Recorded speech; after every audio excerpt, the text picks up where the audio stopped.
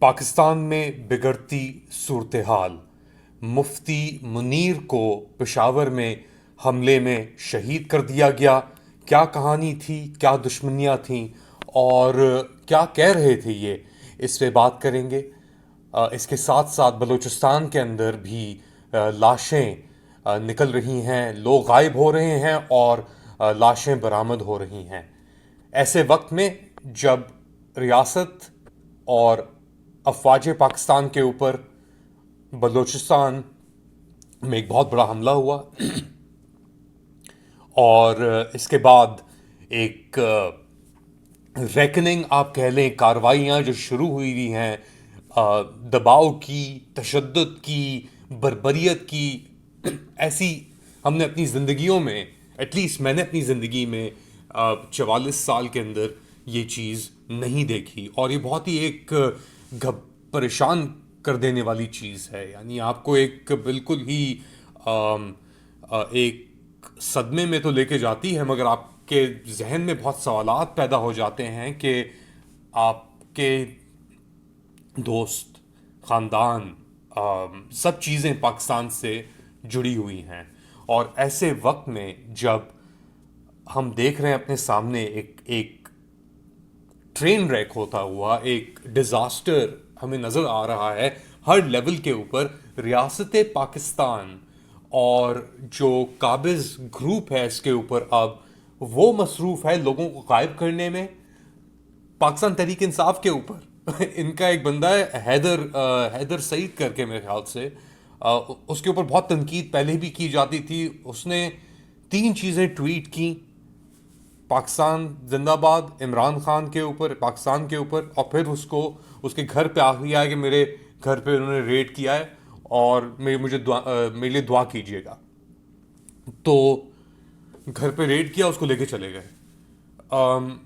ایسے اب تو یعنی آپ نے کاؤنٹ لوز کر دیا ہے کہ اتنے کیسز ہو چکے ہیں پاکستان کے اندر، لوگوں کو اٹھا کے بس لے کے چلے جاؤ کہ اگر آپ کو کوئی چیز پسند نہیں آئی۔ ابھی امتیاز گل کے اوپر فار ایگزامپل اٹھایا تو نہیں انہیں، مگر ان کو کینسل کر دیا ہے فار ایگزامپل، اور صحافیوں کو ایک پورا بلینکٹ خاموشی، کوئی کرٹیسزم، کچھ نہیں، یعنی اپنے اوپر تنقید برداشت نہیں ہو سکتی۔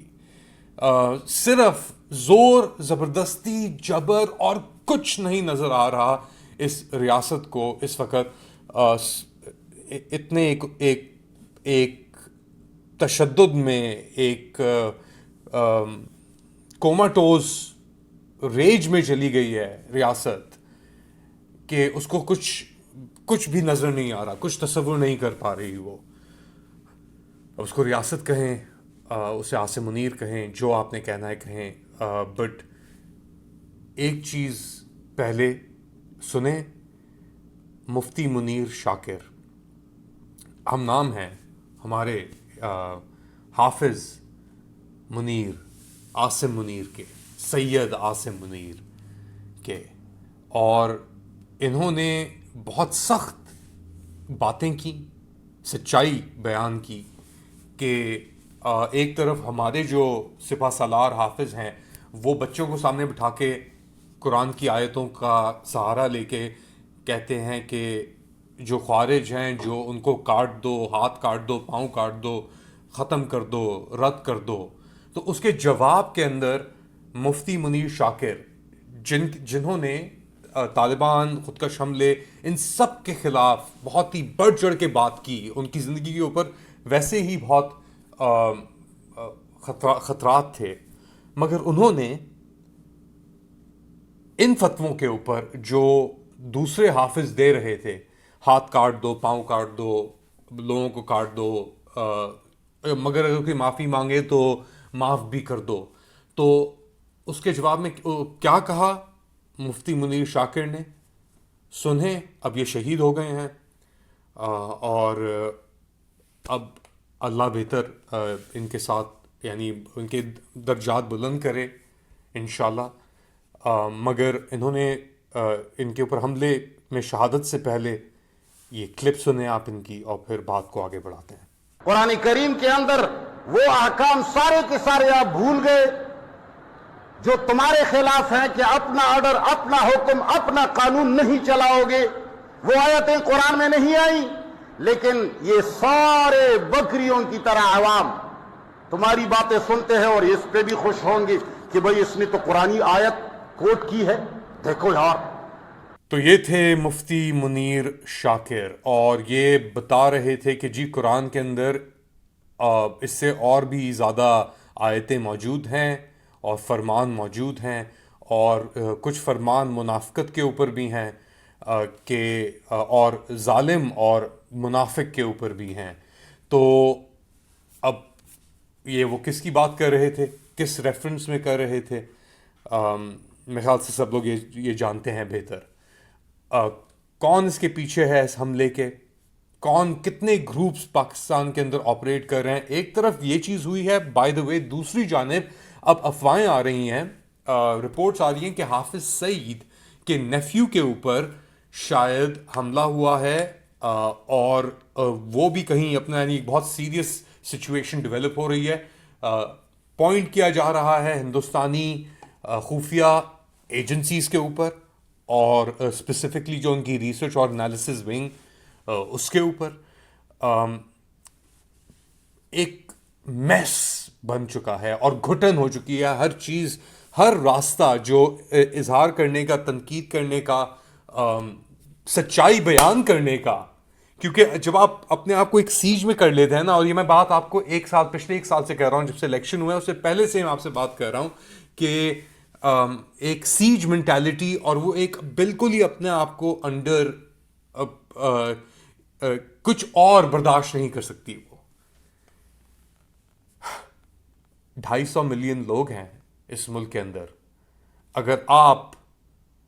یہ اپنے اسمال انٹرسٹ کچھ لوگ برداشت نہیں کر سکتے، تو پھر آپ کس طریقے سے، آپ پھر کون سی دنیا میں آپ لوگ رہ رہے ہیں یا رہنا چاہ رہے ہیں؟ ہر چیز جل رہی ہے آپ کے ارد گرد، کس طریقے سے یہ چلے گا آگے؟ یہ ڈیلوژن، یہ حقائق سے بغاوت، اپنے آپ کو جھوٹ، سیلف سیبوٹاج، کب تک؟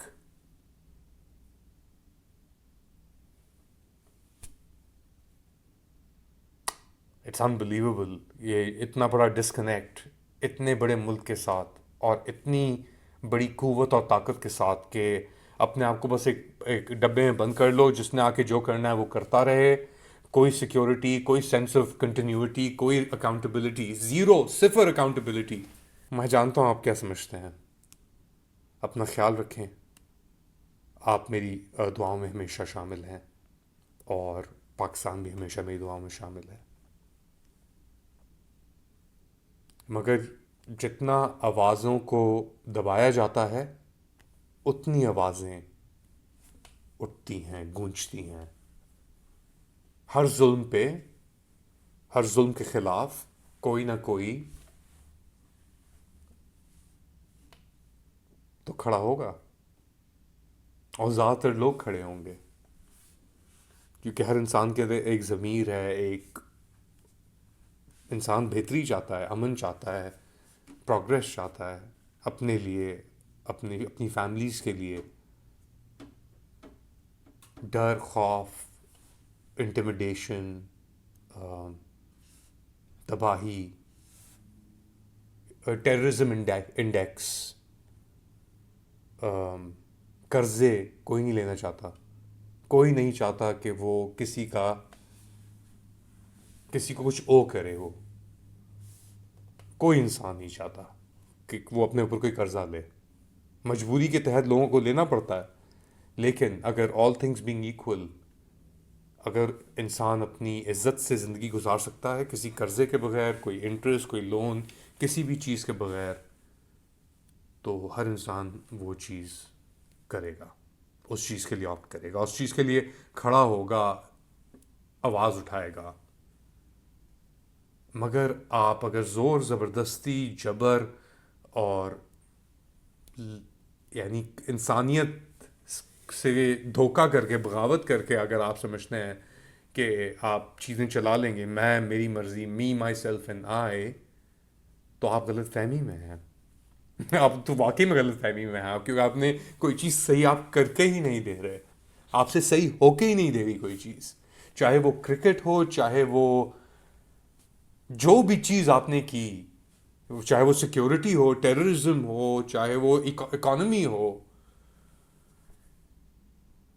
Every thing you touched turn to dust, ہر چیز. اور آپ کہتے ہیں نہیں میں لگا ہوا ہوں، لگا رہوں گا میں. what the hell؟ کیا پاگل پنا ہے بھائی یہ. اپنا خیال رکھیں، اللہ حافظ.